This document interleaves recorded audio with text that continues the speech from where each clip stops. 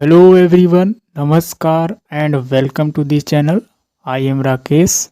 सो guys, आज की इस वीडियो में हम बात करने वाले हैं संदीप माहेश्वरी सर के द्वारा अपने ऑफिशियल चैनल पर कम्युनिटी पोस्ट में शेयर किए गए इन्फॉर्मेशन को। आइए इनको हिंदी में समझे।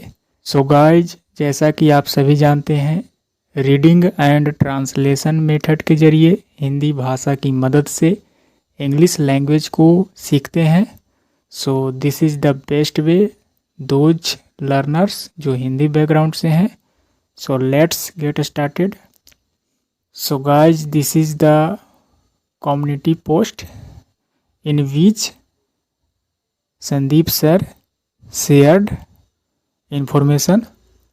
संदीप माहेश्वरी, उन्होंने क्या इन्फॉर्मेशन दिया है? सबसे पहले उन्होंने एक मैसेज दिया है सभी को। ऑलवेज रिमेंबर, इट मीन्स हमेशा याद रखें। कौन सी बात याद रखने के लिए कहा जा रहा है? Learn from everyone, follow no one. कहा जा रहा है कि लर्न, सीखिए, फ्रॉम, किससे? एवरीवन, हर किसी से सीखिए, यानी कि हर किसी के बातों को सुनिए, समझिए, जानिए। And follow, follow no one, लेकिन फॉलो इट मीन्स अनुसरण करना, यानी कि पालन करना। नो वन, किसी भी नहीं। नो वन का मतलब कोई भी नहीं, यानी कि फॉलो किसी का नहीं कीजिए, लेकिन हर किसी से सीखिए। ऐसा कहने का मतलब है, शायद आपने यह सेंटेंस सुना होगा, सुनो सबकी लेकिन करो दिल की। So this is the statement Sandeep sir wants to share you all. तो आइए इस कम्युनिटी पोस्ट में शेयर किए गए इन्फॉर्मेशन किससे रिलेटेड है उसको जानते हैं। रिसेंटली न्यूज के आधार पर यह इन्फॉर्मेशन दिया गया है। एक तरह से इस इन्फॉर्मेशन के माध्यम से अवेयर होते हैं, जानते हैं, और हम लोग नए वोकेबलरी और सेंटेंस स्ट्रक्चर को सीखते हैं। So let's move on the first paragraph. What we all need to learn from Elvis Yadav, that is the person name. What we all, यानी कि जो हम सभी को, नीड ज़रूरत है। नीड का मतलब की ज़रूरत होना, की आवश्यकता होना, यानी कि जो चीज़, वाट यहाँ पर किसी चीज़ के बारे में कहा जा रहा है कि वाट वी ऑल, यानी कि जो हम सभी को नीड, ज़रूरत है। क्या ज़रूरत है? लर्न, टू लर्न, सीखने की। किससे? फ्रॉम एल्विस यादव, यानी कि एक इंसान का एज अ प्रॉपर नाउन जो ऐसे इस्तेमाल किया गया है। इस किसी इंसान का नाम है एल्विस यादव। रिसेंट न्यूज में यह जो ऐसे आया है। इस तरह से कह सकते हैं कि व्हाट वी ऑल नीड, हम सभी को जो सीखना चाहिए। किससे? फ्रॉम एल्विस यादव से। क्या सीखना चाहिए? आइए आगे के पैराग्राफ के माध्यम से समझते हैं। Learn to manage your anger, कहा जा रहा है कि सीखिए। यहाँ पर इम्परेटिव सेंटेंस का स्ट्रक्चर के रूप में है, वर्ब का फर्स्ट फॉर्म से शुरुआत हो रहा है यह सेंटेंस। लर्न यानी कि सीखिए, क्या करना? मैनेज करना, यानी कि प्रबंध करना, हैंडल करना, संभालना सीखिए। योर एंगर, अपने गुस्से को, अपने क्रोध को, अपने नाराज़गी को। एंगर का मतलब गुस्सा, क्रोध, नाराज़गी कह सकते हैं। यानी कि सीखिए कैसे प्रबंध किया जाता है, कैसे मैनेज किया जाता है अपने गुस्से को। We all get angry but we must learn to use our anger in a constructive way। कहा जा रहा है कि we all, यानी कि हम सभी, we all, हम सभी क्या हो जाते हैं? गेट एंग्री, यानी कि हम सभी गुस्से में हो जाते हैं, एंग्री नाराज़गी में हो जाते हैं। बट, लेकिन, we must, यानी कि कंपल्सरी, मस्ट का इस्तेमाल कंपल्सरी के लिए किया जाता है। वी मस्ट, हम लोगों को अवश्य ही, लर्न, सीखना चाहिए। टू यूज, इस्तेमाल करना, क्या? आवर एंगर, अपने गुस्से को अवश्य ही सीखना चाहिए। कैसे इस्तेमाल किया जाता है, यूज किया जाता है, इन आ कंस्ट्रक्टिव वे, यानी कि सही तरीके में, एक पॉजिटिव वे, एक पॉजिटिव सकारात्मक तरीके में कैसे इस्तेमाल करें अपने गुस्से को, उसके लिए कहा जा रहा है कि हमें सीखना अवश्य ही चाहिए। कंस्ट्रक्टिव वे का अपोजिट वर्ड होता है डिस्ट्रक्टिव वे, यानी कि कंस्ट्रक्टिव का मतलब एक रचनात्मक तरीके से, एक सही निर्माण के रूप में, जबकि डिस्ट्रक्टिव मतलब जो है से क्या कह सकते हैं, विनाश की ओर, विनाश की रास्ता, विनाश की तरीका, यानी कि नेगेटिव कह सकते हैं। जबकि कंस्ट्रक्टिव वे का मतलब पॉजिटिव वे, यानी कि सकारात्मक तरीके में कैसे इस्तेमाल करना चाहिए अपने गुस्से को, हम सभी को सीखने की ज़रूरत है या हम सबों को सीखना चाहिए, यानी कि निर्माण की ओर।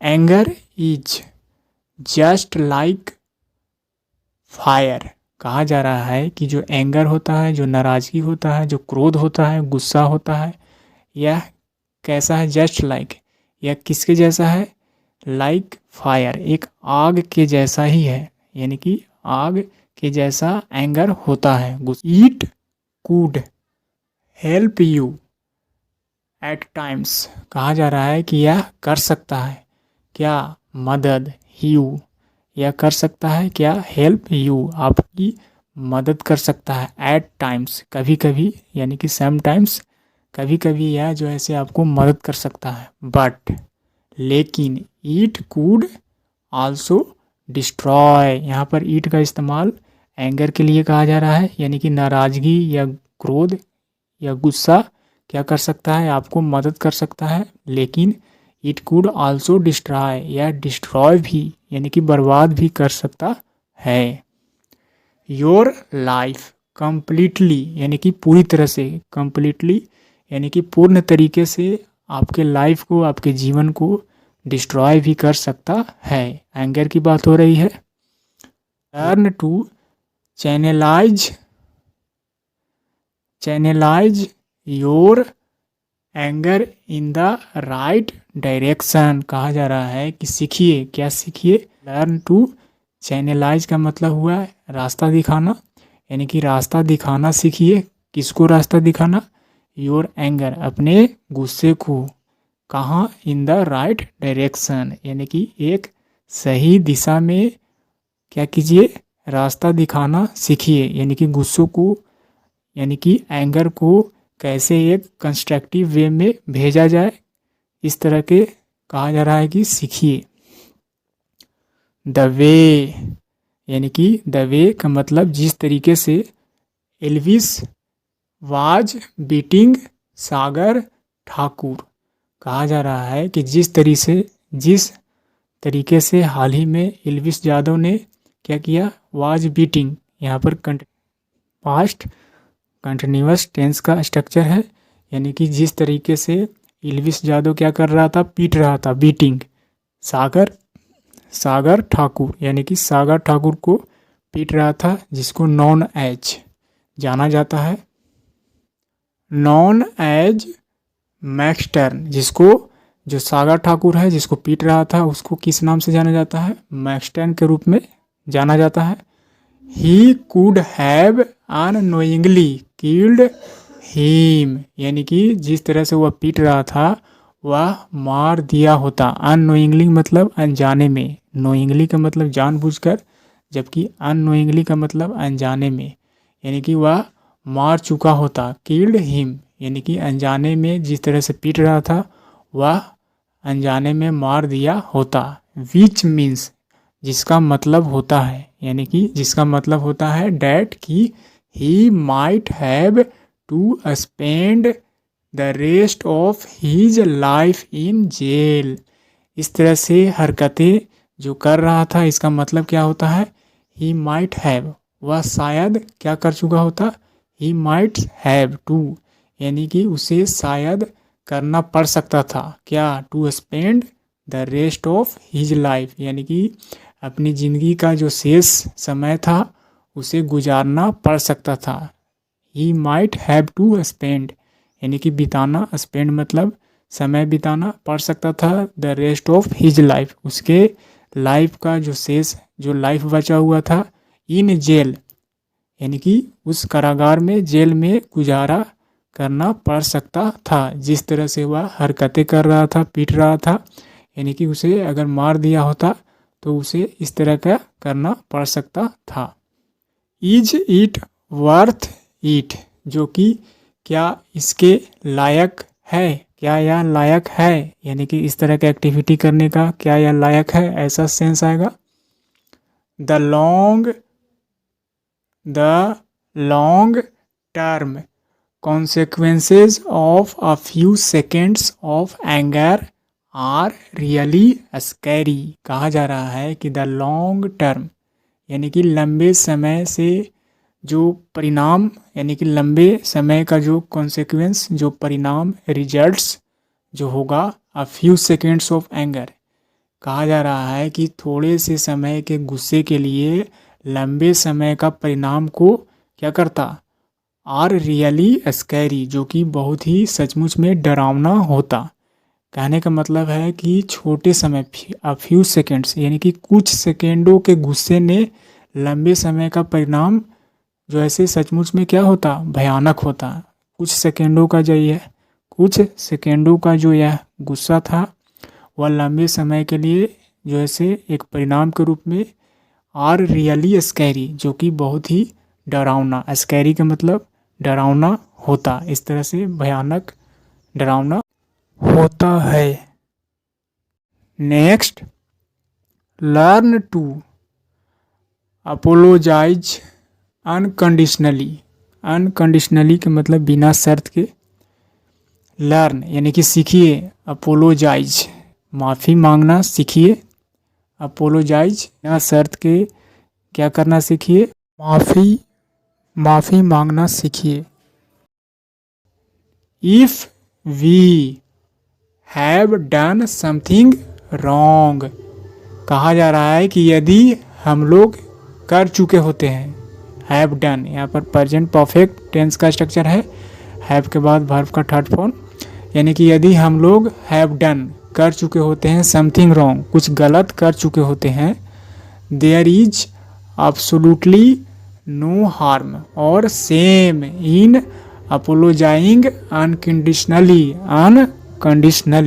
अपोलोजाइजिंग अनकंडीशनली, कहा जा रहा है कि यदि हम लोग गलती कर चुके होते हैं यानी कि कर दिए होते हैं, तो देयर इज एब्सोल्युटली यानी कि बिल्कुल क्या होना चाहिए, देयर इज एब्सोल्युटली यानी कि बिल्कुल क्या होना चाहिए, नो हार्म, किसी तरह का क्षति, नुकसान, और सेम या शर्म नहीं होना चाहिए इन अपोलोजाइजिंग यानी कि माफ़ी मांगने में, अनकंडीशनली बिना किसी शर्त के माफ़ी मांगने में किसी तरह का हार्म यानी कि नुकसान या शर्म नहीं होनी चाहिए, ऐसा कहने का मतलब है।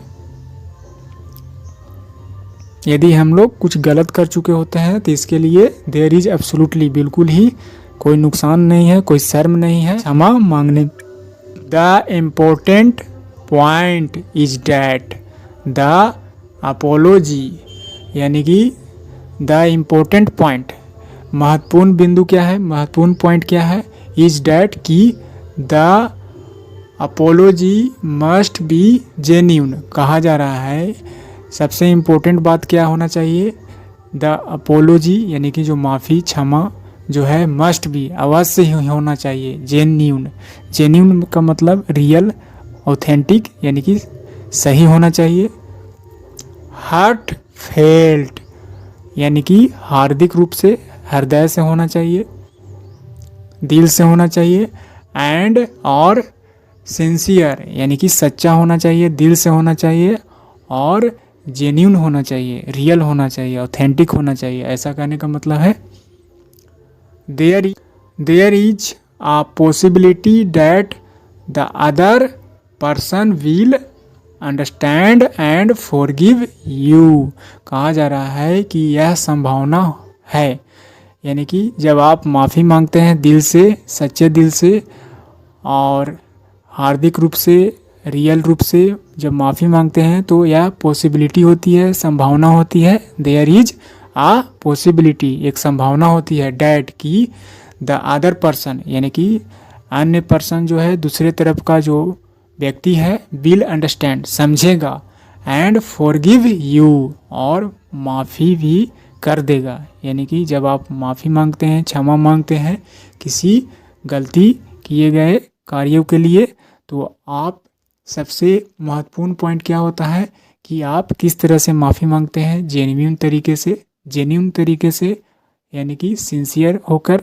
जब माफ़ी मांगते हैं तो संभावना क्या होता है कि अदर पर्सन यानी कि दूसरी तरफ से जो व्यक्ति होता है, विल अंडरस्टैंड, वह समझ जाएगा एंड आपको क्षमा कर देगा। फॉरगिव यू, इस तरह से कहने का मतलब है। सो फिर से I repeat statement which is said to Sandeep sir,